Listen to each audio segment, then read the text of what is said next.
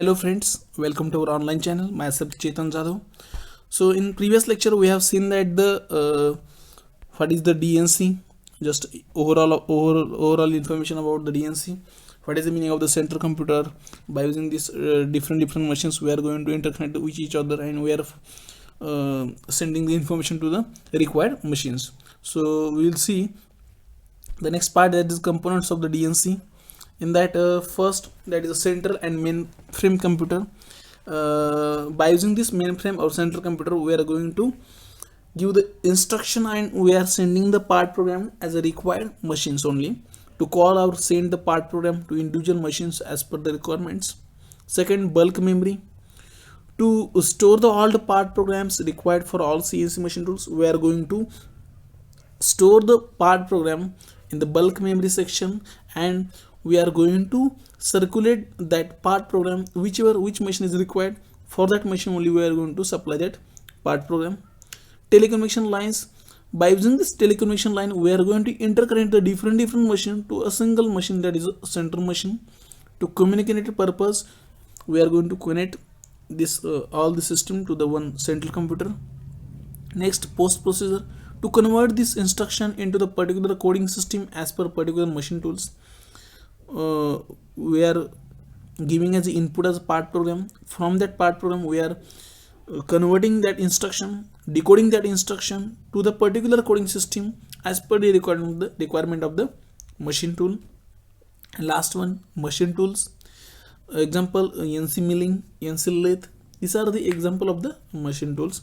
So these are the components of the DNC. So you'll see the next part, that is the types of the DNC. In that first type is behind the tape reader system. Behind the tape reader means we are eliminating the tape reader from the system, and we are giving the input in terms of the program from the computers or telecommunication lines. Now we can see here, this is the central computer unit. In that side, bulk memory, NC program. In that we are going to store our part program, and this is the different machines along with we are connecting by using this telecommunication lines to the central computer and bulk storage. So in that system, in this system, computer is linked to the regular NC control unit.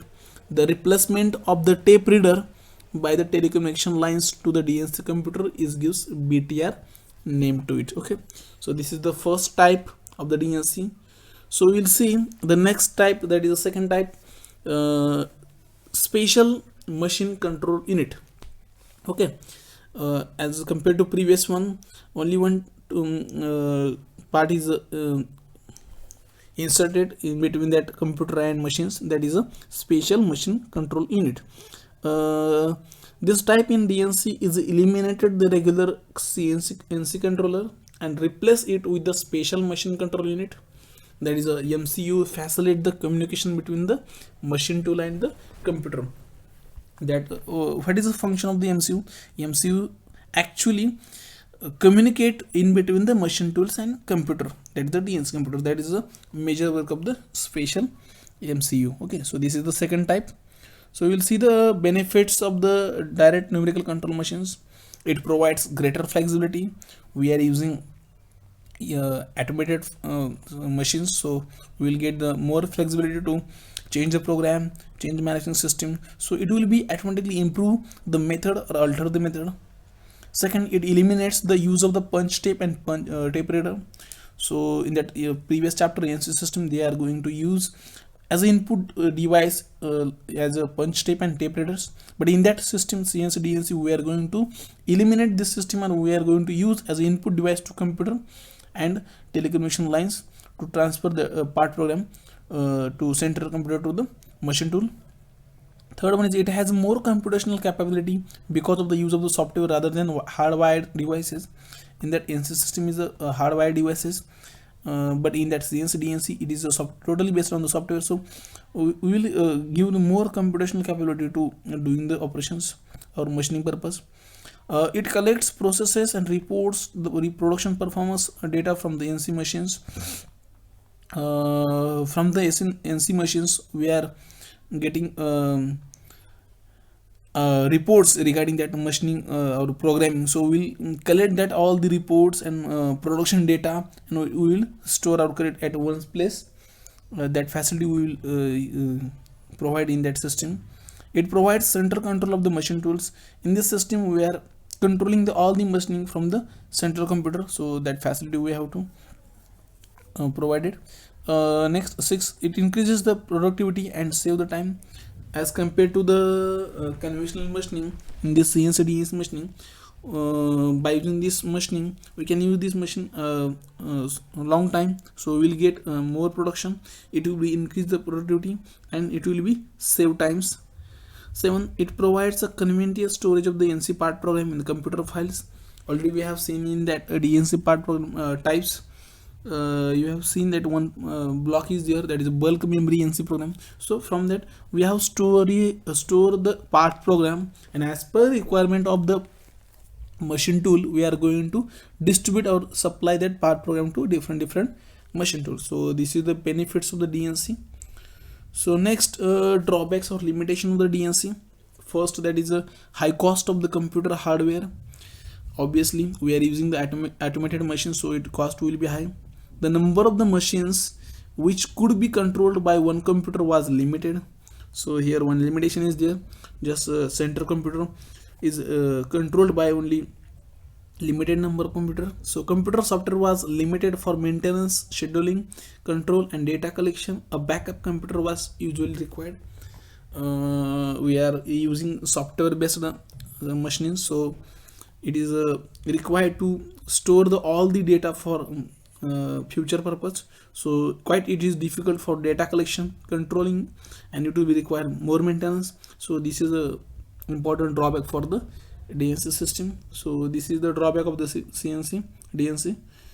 So next part, that is a adaptive control system. So what is meaning of the adaptive control?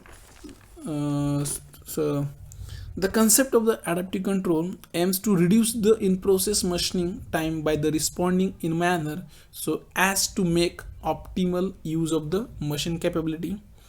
And adaptive control aims at real-time control in the operating parameters such as cutting speed, feeds, depth of cut, etc., which go on adjusting automatically so as to use the maximum available spindle power, limit the deflection of the cutter to the permissible value, limit the cutting tool temperature to its permissible value, limit the vibration amplitude of its cutter to its permissible value.